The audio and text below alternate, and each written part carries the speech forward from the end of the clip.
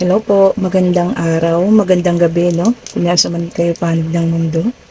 Ayan, cleanse muna natin ang ating mga baraha. Ito ang ating mga stone po rito, ha? Ayan. And, pasensya na po, medyo natagalan, no? Bago tayo nakapag-reading. Kasi nagkasakit po tayo, ha? Ayan. Okay. Ngayon po, tignan natin yung ating magiging situational reading, ha? Situational reading po ito. Na-shuffle ko na rin yung ating mga baraha kanina.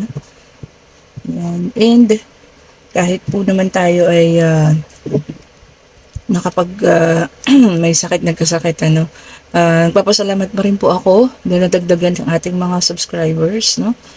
Spirit guide, give me the message. Spirit guide, give me the message, please. And salamat din po dun sa mga bibili pa rin, ano, nagpa-purchase ng ating evil eye. Ayan po, ng ating amethyst bracelet. Sa mga nagpapabili po ng crystal, ayan. Meron nga po akong isang nagpabili sa akin ng ano po, bracelet naman yun sa kanya. Citrine bracelet. And natutuwa nga po ako kasi sabi niya, kararating pa lang yung citrine bracelet po sa kanya, no. Kumbaga, darating pa lang mismo ng araw na yun. Nagulat na lang siya, biglang ang lakas-lakas na po ng negosyo niya, ha. Ang citrine po talaga ay para po talaga sa negosyo, no. Pampaswerte sa negosyo. Ang rose quartz naman natin, pampaswerte sa pag-ibig, para matagpuan niyo na at mahanap niyo na yung tao at tunay na nagmamahal sa inyo, ha. Ayan, kung sino pong may gusto, mag-chat lang po kayo sa akin. And makikita niyo naman po yung quality niyan pagdating po sa inyo, ha. Maganda po yung quality ng mga crystal po natin. Makikita niyo na talagang ano siya, pure crystal po yan. Wala pong halong kulay, ha. And ito ang amethyst naman, good for intuition ito, ha. And nakakatanggal po ito ng stress. Ayan, kung kita nyo, may nakadikit pa siyang bato, no. May rock formation pa dun sa ilalim. Okay. And ito, ganito po yung ating citrine, pero mas recommended ko po yung mga citrine bracelet, ha. Para lagi niyo pong kasama if kung kailangan yung gamitin sa negosyo, ha, or sa hanap buhay po. Okay, anyway, proceed na tayo. So, ito, meron tayong nauna Page of Pentacles. And meron din tayong Five of Swords. Give us more clarification po dito, Spirit guide. Bigyan niyo pa po kami. Biglang nag-flip. Okay. Okay po. Page of Cups.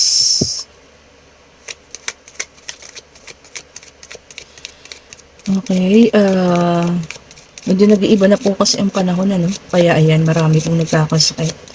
Ingat-ingat po tayo, ha. Ingat din po sa mga pinupuntahang lugar. Ayan. Ingat-ingat po tayo. Okay, meron tayong 6 of Wands. Check pa po natin, ha.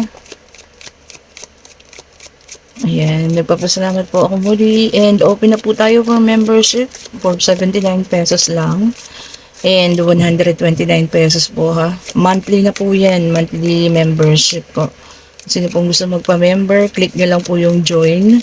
Diyan po mismo sa ating, ano, ha. Ang tawag dito, sa ating Facebook. YouTube, sorry po.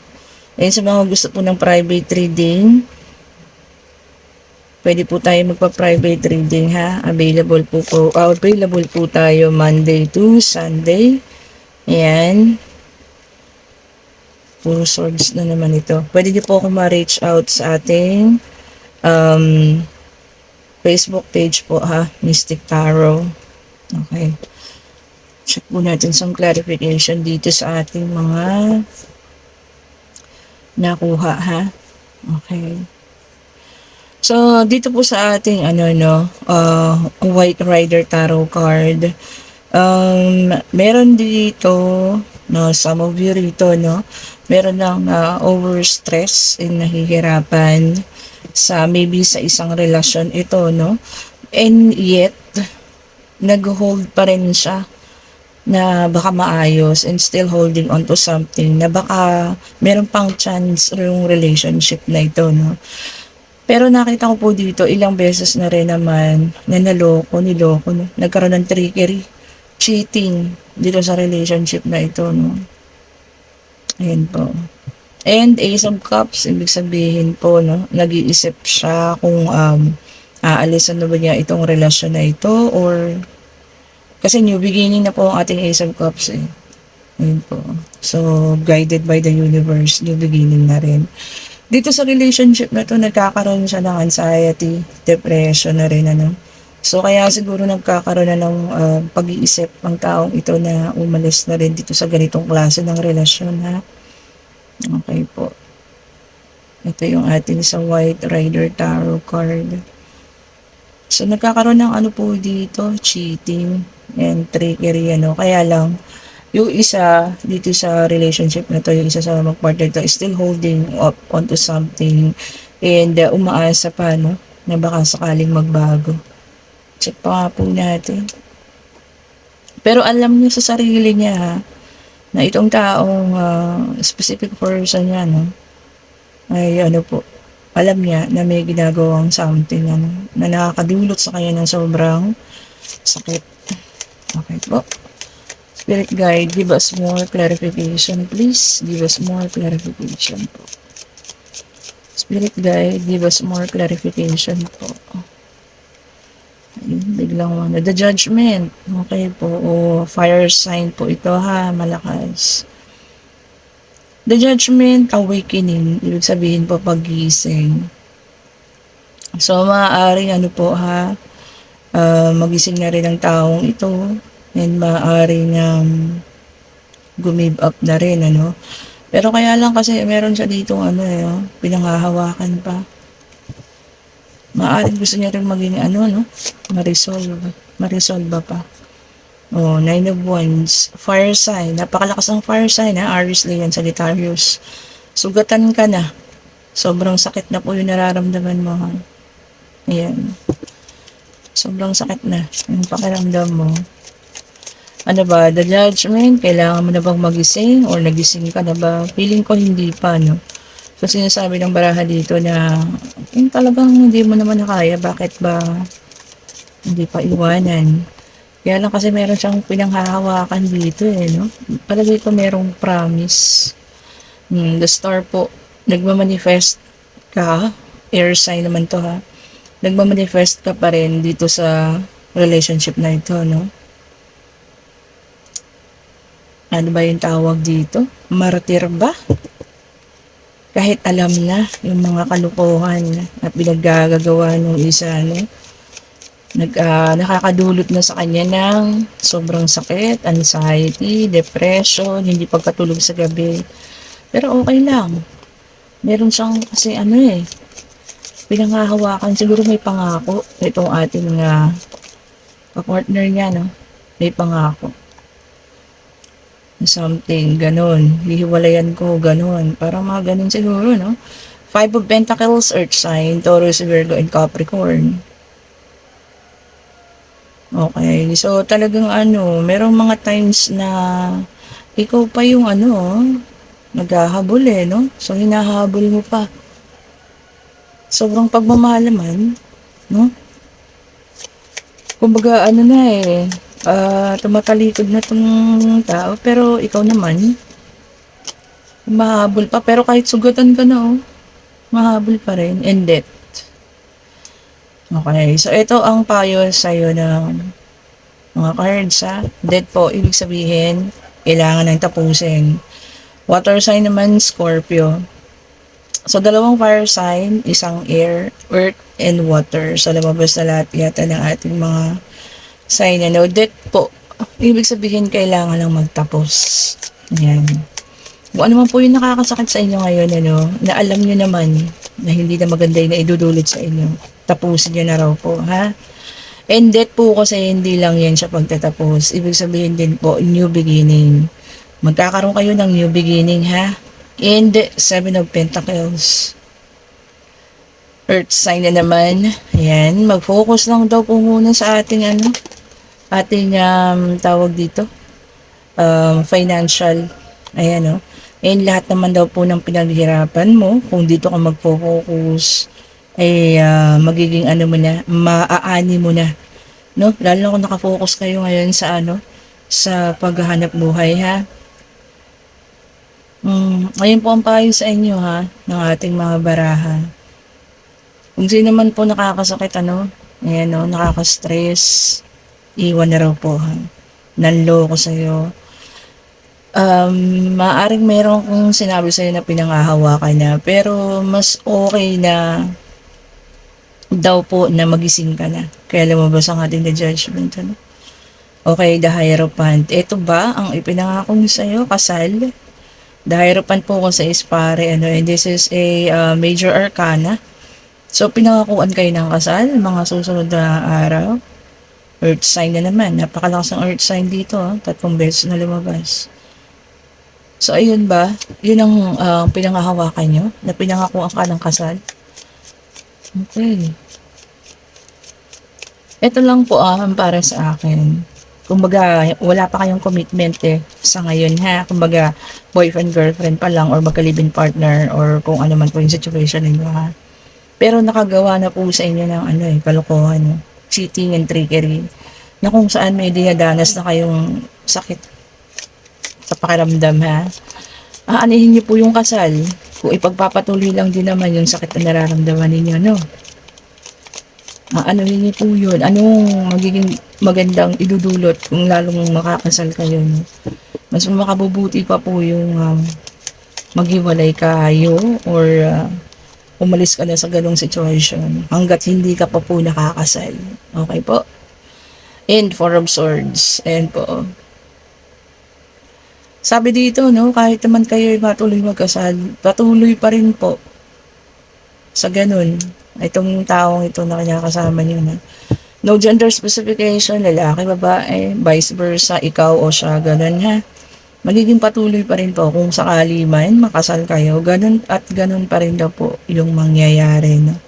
Masasaktan at masasaktan ka pa rin niya.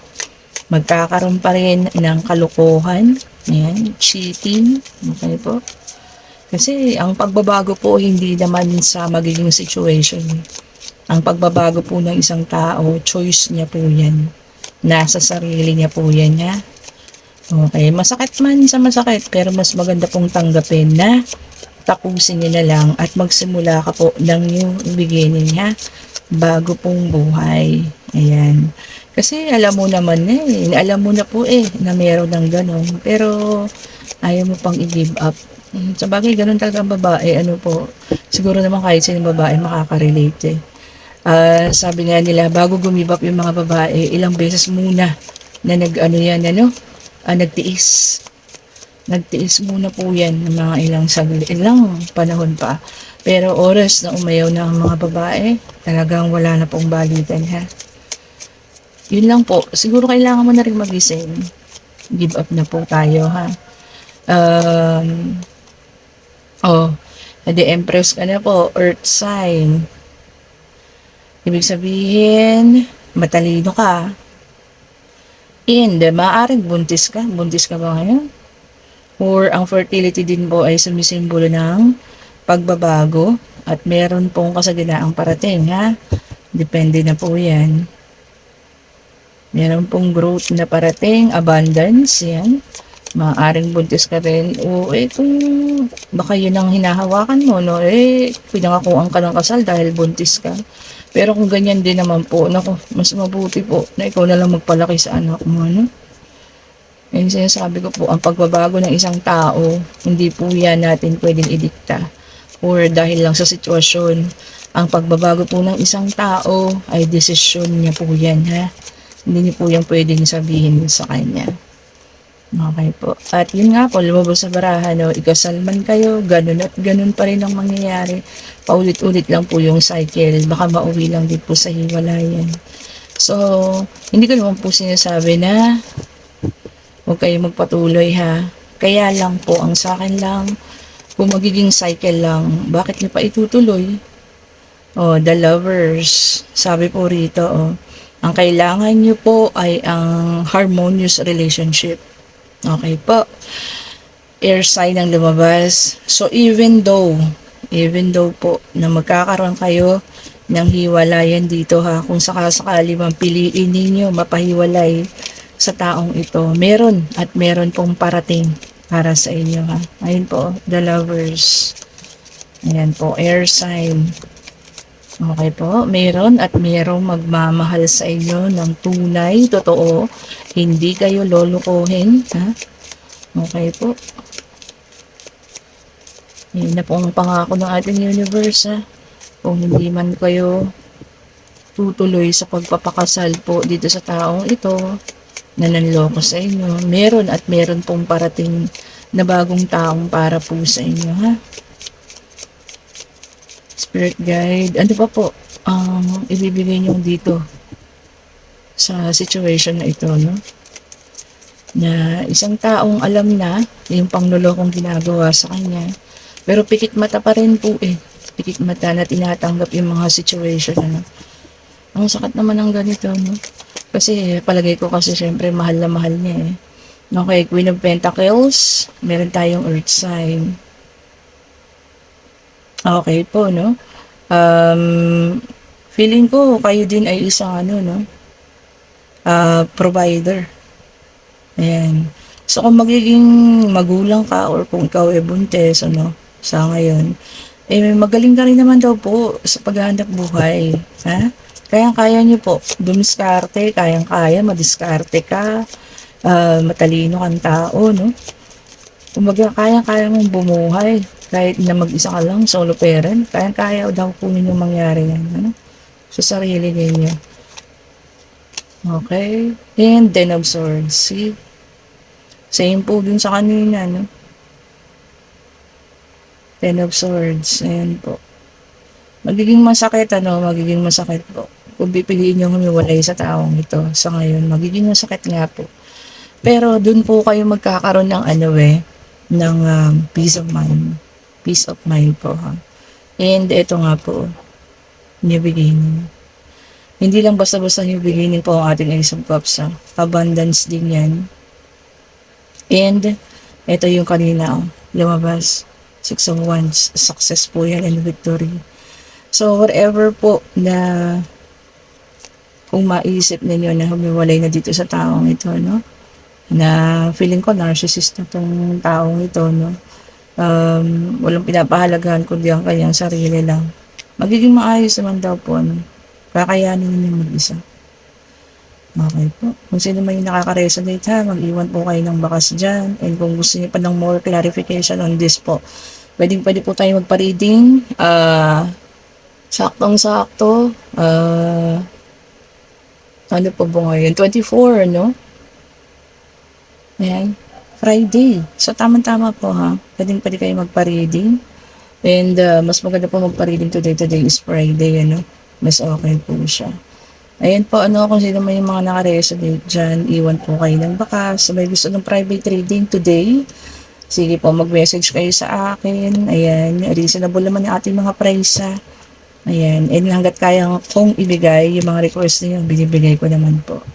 Okay, reach out nyo lang po ako sa Mystic Tarot po ha. Hintayin ko ang inyong mga messages. Ayan, maganda po magpa-reading ngayon, Friday po. Okay, and ngayon po, dito na tayo sa ating yan, special card. Isip na kayo ng mga katanungan, answerable by yes or no.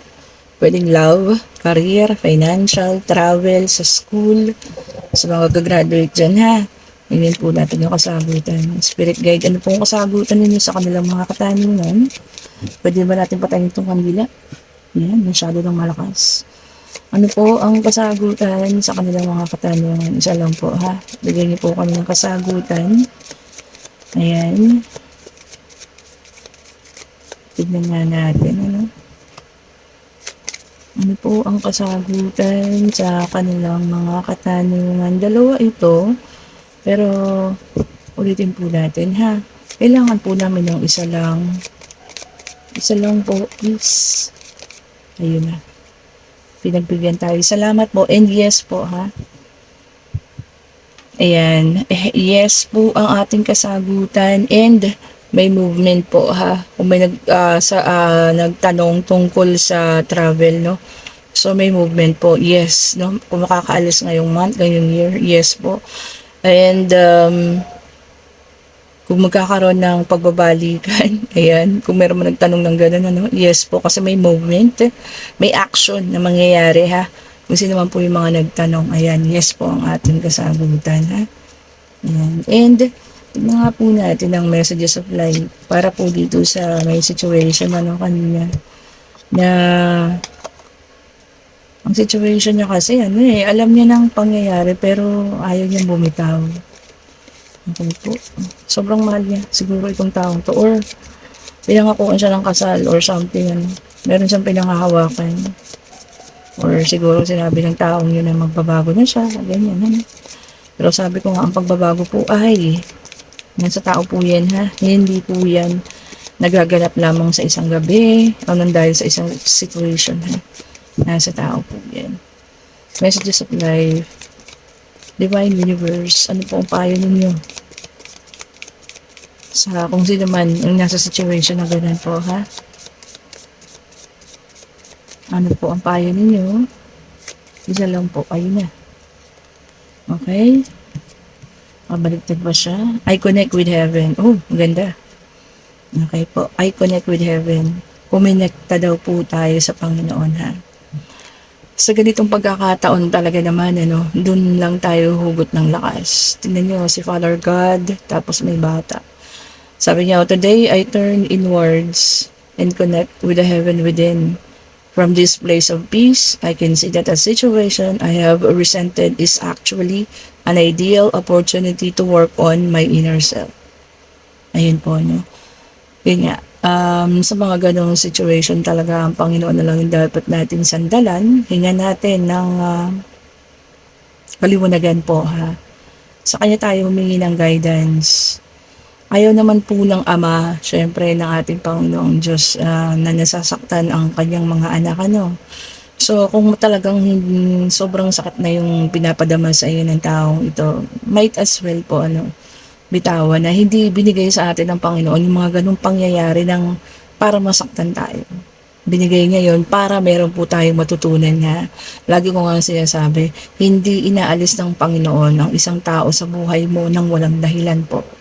Lagi po yung may dahilan ha, kaya po inaalis yan. Sabi ko nga, maaaring may parating sa iyo na isang napakagandang bagay, ano? Kaya inaalis ang Panginoon ito, ang taong ito sa buhay mo. Okay po. Connect with God po. And dasal po. And humingi kayo ng guidance sa Panginoon ha. Kung sino man yung taong nandito sa ganitong situation ngayon. Okay po. And marami pong salamat sa mga nagsasubscribe po ha. Talagang papalaki na yung ating pamilya. And ang free reading po natin malapit na June 2nd po ha. 10 yung pipiliin natin. And sa 10 po na yun, first 5, June 2nd, June 3rd po yung second set. Second batch po ha. And ang healing oil po natin is available pa. Marami na po yung natulungan ha. Marami na po mga hindi nag-uusap na ngayon po ay nag-uusap na ha. Ayan po, no? Depende na rin po yan sa situation ninyo, no? And, yun po, kung gusto ng private reading today, Friday po ngayon, available po tayo, ha? Pwede niyo po akong kontakin sa ating Facebook page po, Mystic Tarot. Thank you so much po sa lahat ng nanood and pa-like, pa-subscribe, and pa-click na rin po yung notification bell para lagi kayong updated sa ating mga ipopost na mga bagong videos po ha. Okay po. Salamat po sa lahat. Thank you so much po ha. God bless po sa inyong lahat. Bye-bye po.